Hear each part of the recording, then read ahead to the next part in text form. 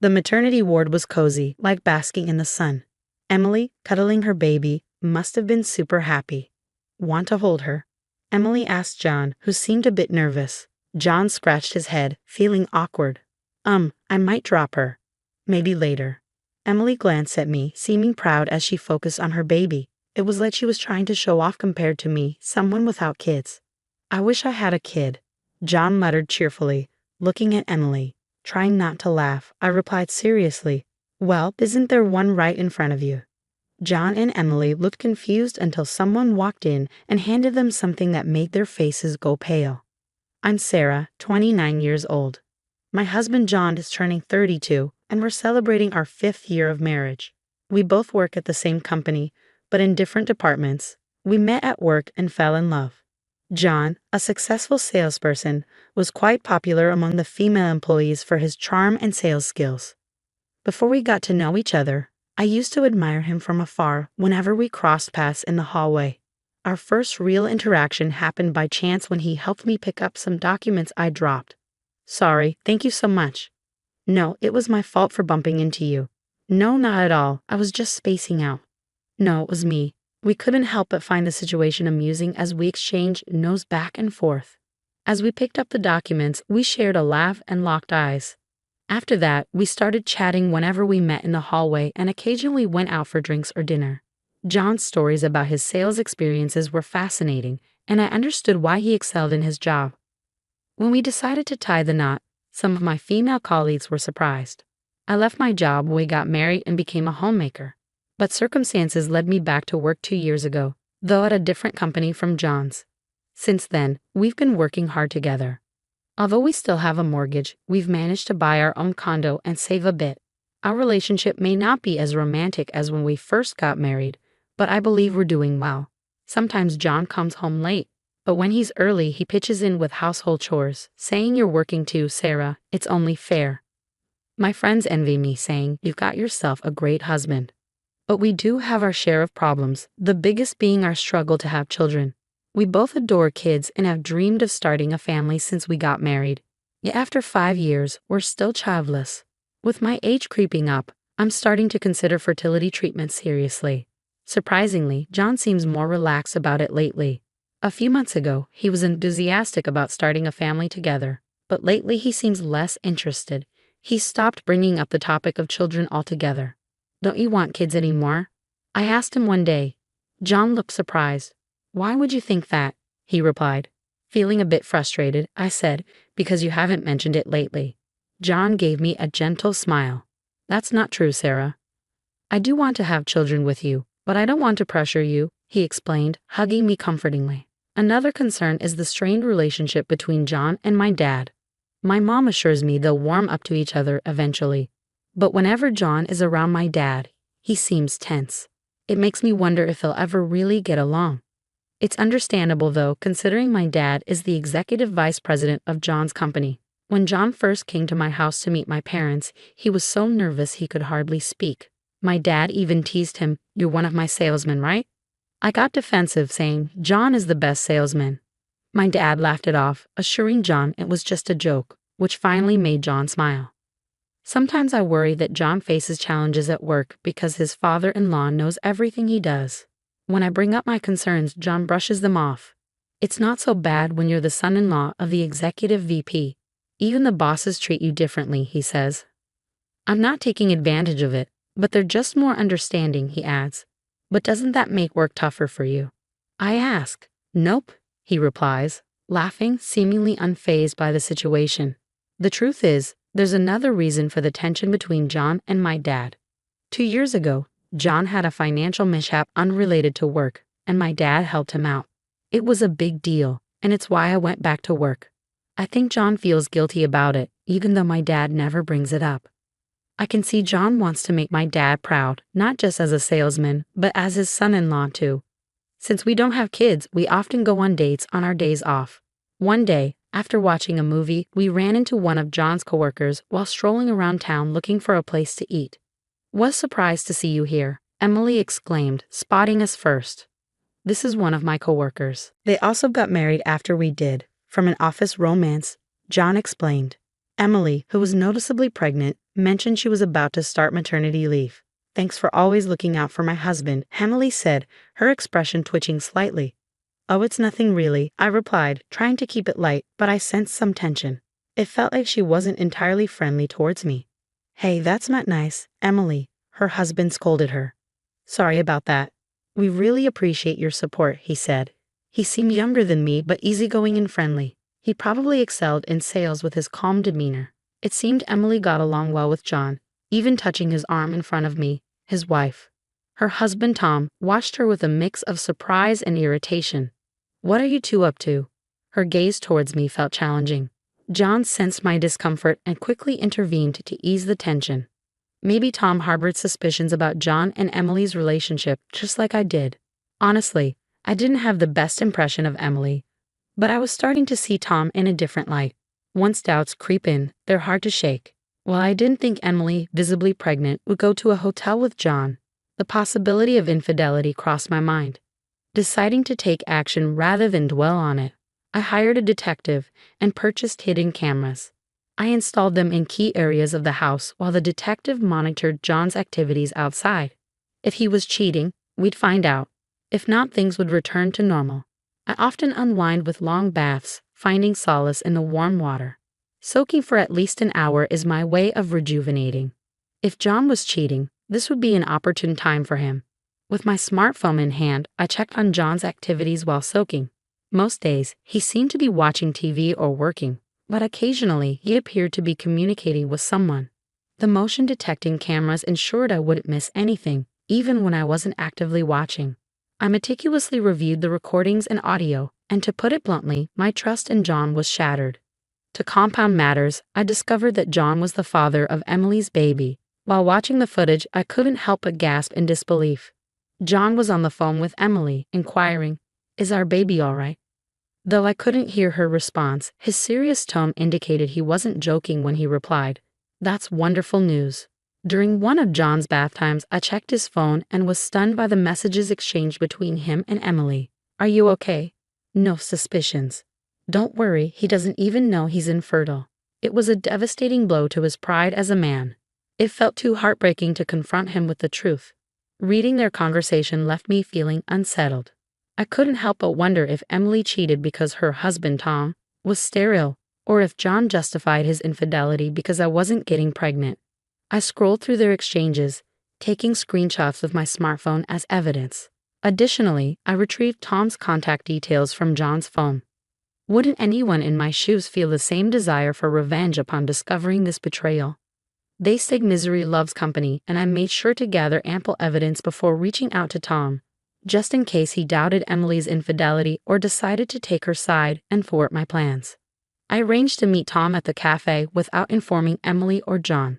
To avoid raising suspicion, I called ahead and informed him about Emily and John's affair. He didn't appear overly shocked or distressed when he arrived. When I thanked him for coming, he simply nodded. "Actually, I wanted to talk to you, Sarah, about something," he said. Curious, I inquired, but Tom insisted on hearing my side first. He explained that revealing John's betrayal would be a betrayal in itself, and he needed a compelling reason to do so. I presented Tom with the evidence gathered by the detective and the proof I had collected. As he examined the images discussing sterility, his expression twisted in disbelief. "Emily seems certain about this here. Do you know anything about it?"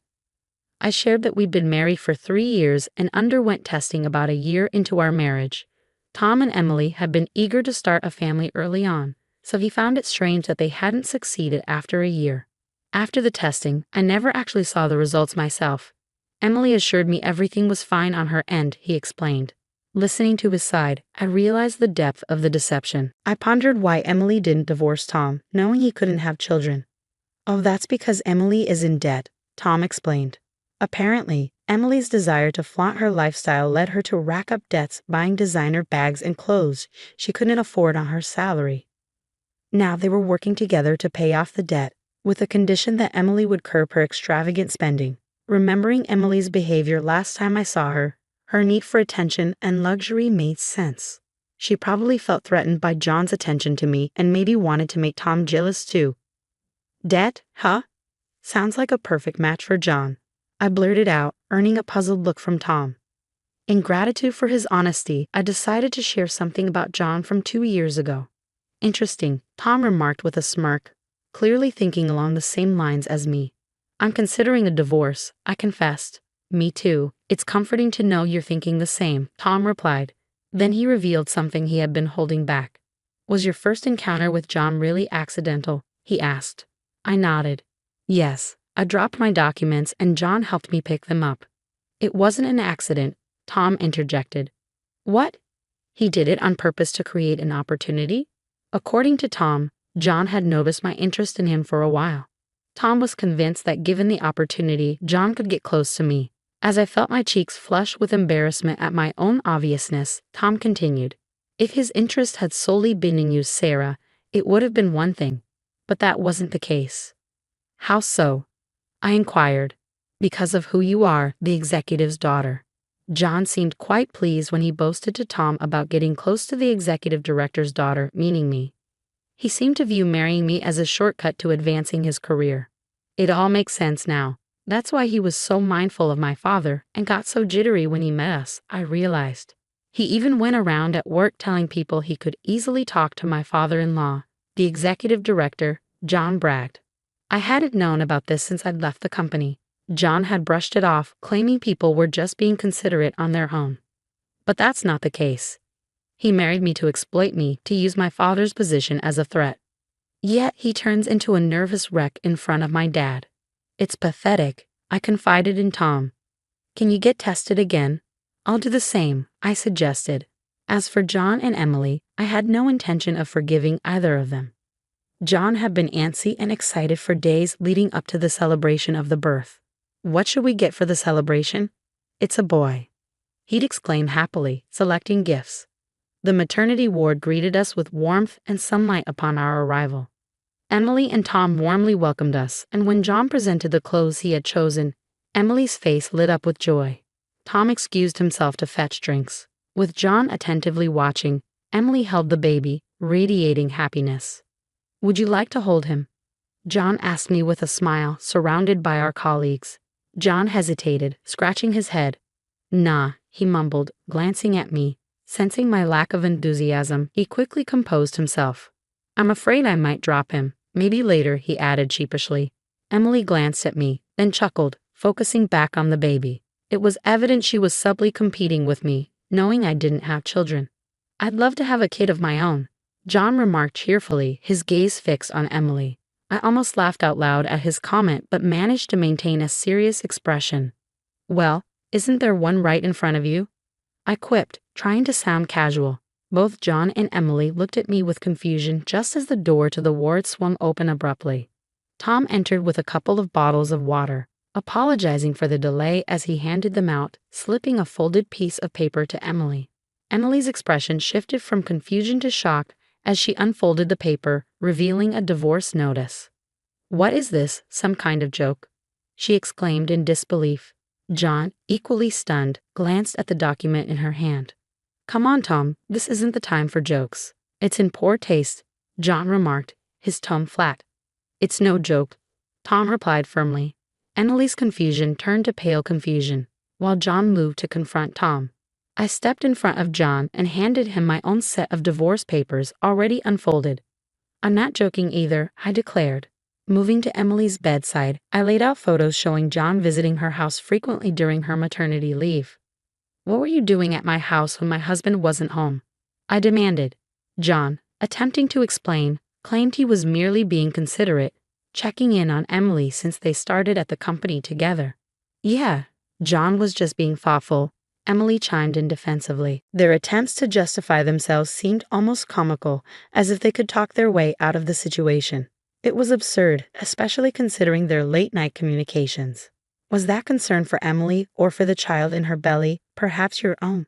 I challenged John, sensing his anger rising. Stop it, Sarah. Emily is my colleague, and it's natural for her to be anxious about her first child. John retorted, his tone sharp. You're just jealous of me, aren't you? Just because you can't have kids, Emily interjected defensively, her words dripping with venom. I couldn't help but snort at her accusation, which only seemed to fuel her anger as she glared at me, her face flushed with frustration. Don't listen to her, Tom. This child is truly yours, Emily insisted, attempting to divert attention from the conversation. But Tom's mocking laugh coincided with me showing Emily the incriminating evidence on my smartphone. A recording of John joking about his own infertility, followed by a video of him inquiring about the well-being of our child. See, should we check who you were really talking to? I challenged as Emily's bravado faltered in the face of undeniable proof. We're just coworkers, joking around, Emily stammered, trying to regain her composure. I glanced down at her with pity as she met my gaze defiantly. Hold on to him properly, Emily. He's a precious life, I advised gently as the baby stirred in her arms, almost falling. The sudden cry of the baby pierced the tense atmosphere. Shut up, Emily snapped, just as Tom unfolded a piece of paper. I can't have kids, Emily. You know that. Tom's voice was calm but laced with bitterness as he addressed his wife, who froze under his gaze. Let's get a divorce, we both declared to our partners, the finality of the decision hanging heavily in the air. John, still attempting to salvage the situation, pointed a finger at me. This is all because of your infertility, Sarah. There must be something wrong with you, just like with Tom, he accused. I felt a surge of anger rise within me. It's not me, it's you, John.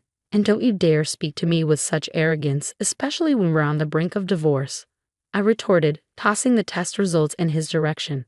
The paper briefly stuck to his face before fluttering to the ground. Who do you think you are, speaking to me like that? Did you believe blaming me would absolve you of your actions? I demanded, spelling it out for him once more. Divorce.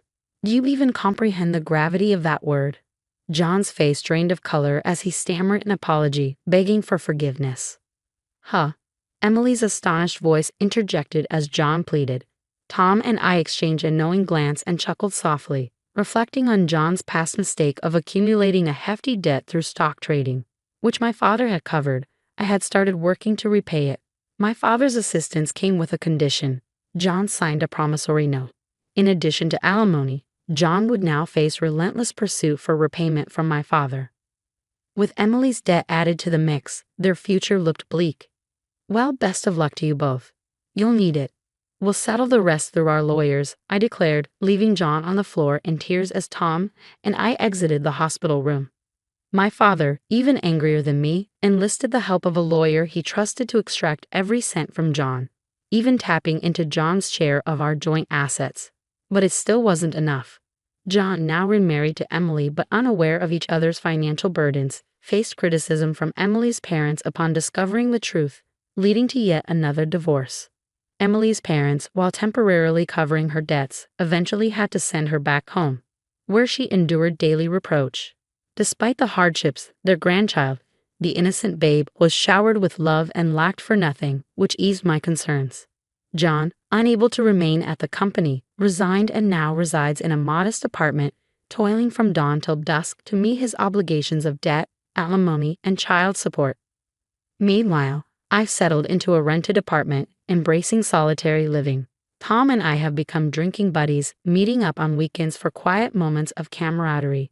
He may not be as chatty as John, but I appreciate the peaceful companionship he offers.